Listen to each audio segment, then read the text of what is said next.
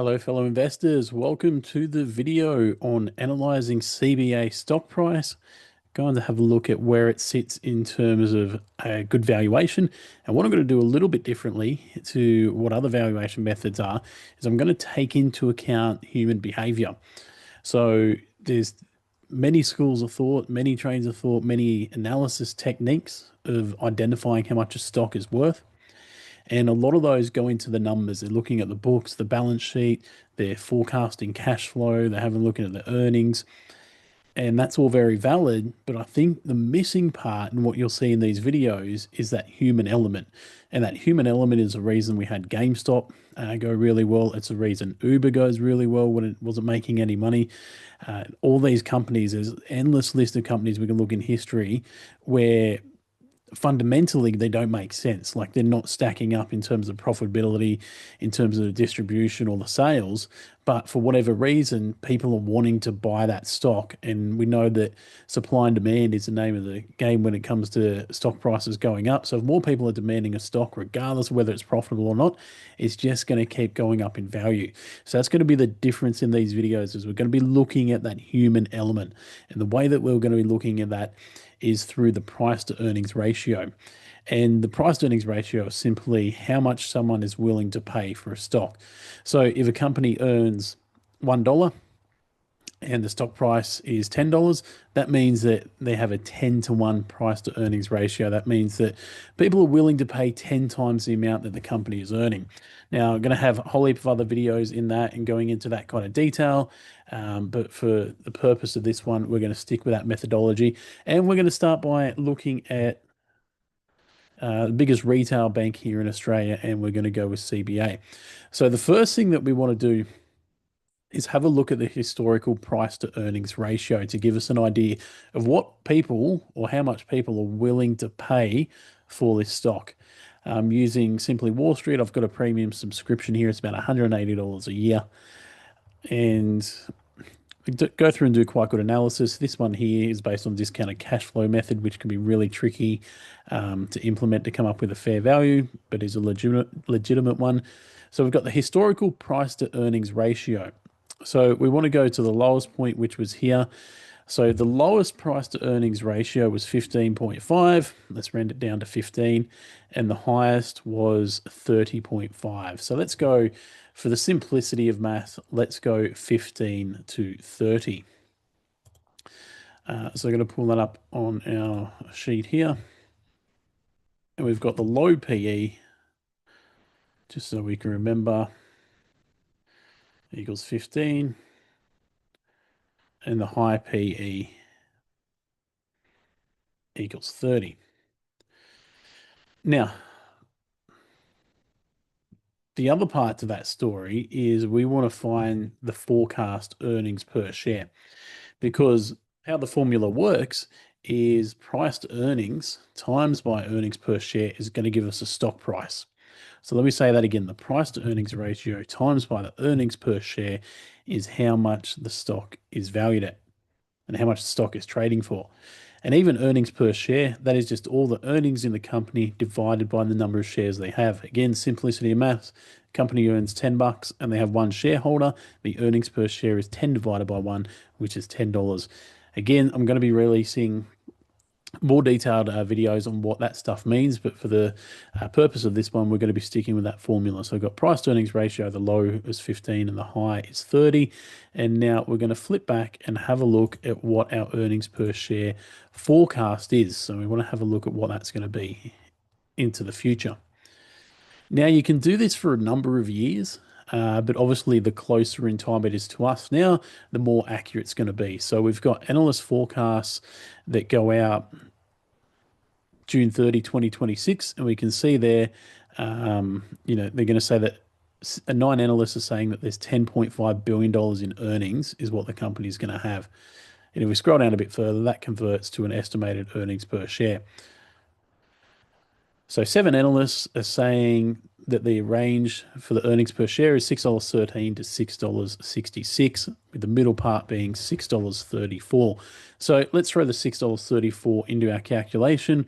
And again, we can predict this going out a number of years to June 2028, with 7 analysts saying it's going to be around 676. But again, let's keep it simple. Let's keep within that 12-month range. We're going with $6.34. So back to our sheet, earnings equals $6.34.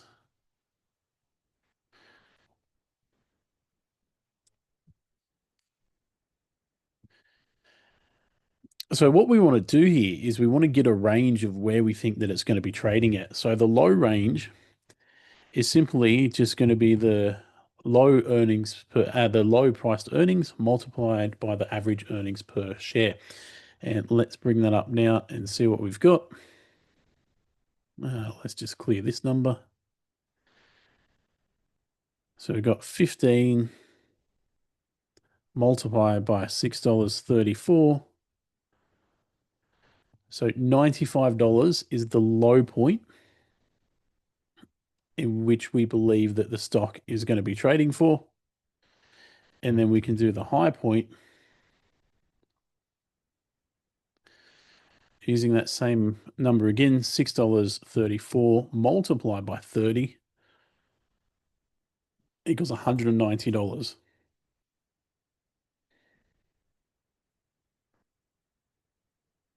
So that gives us a really broad range. We've got somewhere between $95 and $190 where we think CBA is going to trade at over the next 12 months. What we want to do is work out the average. So we can simply take the average price to earnings ratio over that period of time.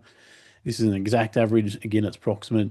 It gives us a high price to earnings ratio 30, added on to 15 equals 45. And then we divide that by 2. So following along with the calculator, we clear this up. We go 30, adding on 15 equals 45 divided by 2 is giving us 22.5. So 22.5 is the average price to earnings ratio. Now let's multiply that by the $6.34 earnings per share, and we get $142.65. So we'll go back to our sheet that we're working out. 142.65. That is our target price or price of interest.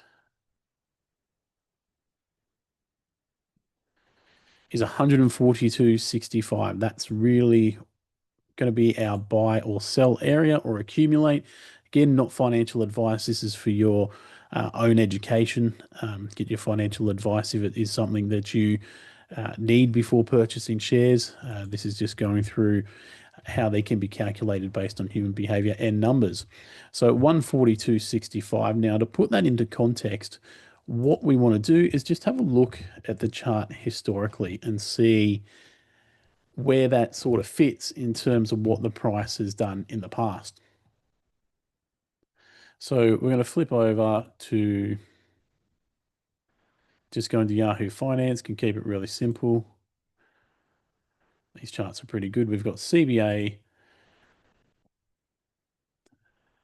coming up on the ASX, and we want to go through and we want to pull, that's a crazy decrease. We want to put it into a 1 year chart to give us a really good indication of what's happening.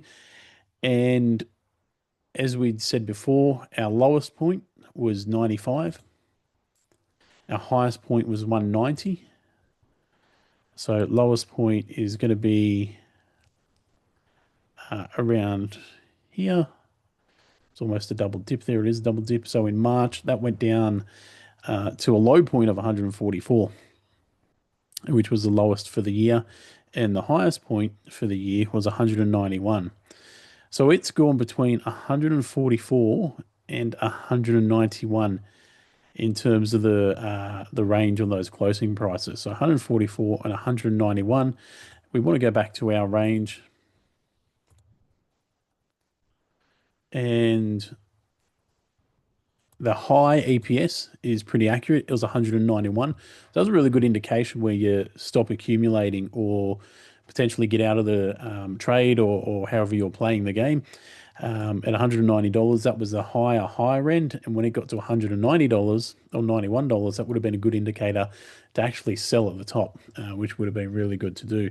But it's interesting that its lowest point never quite hit there. Its lowest point was 144. So now our focus and our target for the next 12 months is this 142 mark. If it gets to there or around about, then it could be a good idea to look at accumulating that share in your portfolio.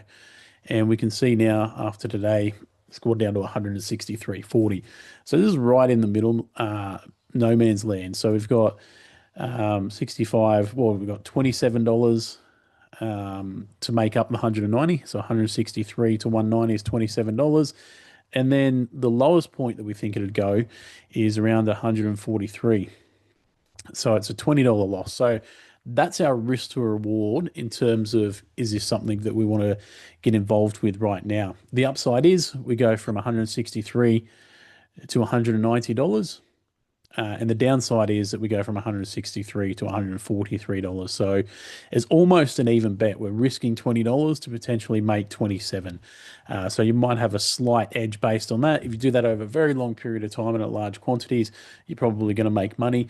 But perhaps you want to put the odds in your favor a bit more, and you might say once it gets down to 150. Again, going back to our range, knowing that the lower point's 142 and it didn't quite hit that for the year. So it depends on that risk to reward ratio that you want.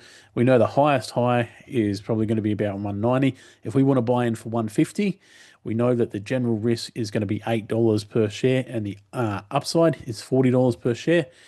You might be quite happy with those sort of 4-to-1 odds on that going up and looking to get out at various times or add to your position depending on whether you're accumulating or investing.